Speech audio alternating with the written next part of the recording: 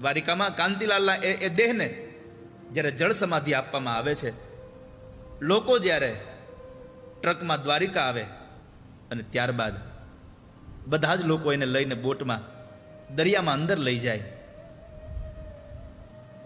એ સાધુને જળ સમાધિ આપવા માટે લઈ જાય.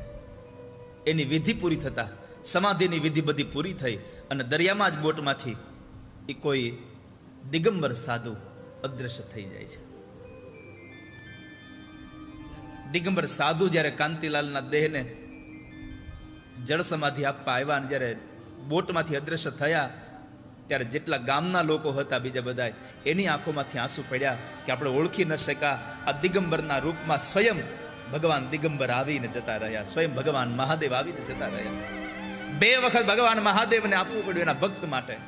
એટલા માટે કહું છું તમને બધાને, સબસે મિલકર રહીઓ સાંઈ, કોણ જાને કિસ રૂપ મેં યહાં પર નારાયણ મિલ જાય. ખબર નથી અહીંયા કોણ ભગવાનના રૂપમાં આવીને મળશે, ખબર નથી મને તમને. એટલા માટે કોઈની હારે ક્યારેય દુશ્મનાવટ ન કરો, બધાની હારે પ્રેમનો નાતો રાખો, કારણ કે ભગવાનને પ્રેમ બહુ ગમે છે, ઈશ્વરને પ્રેમ બહુ આલો છે.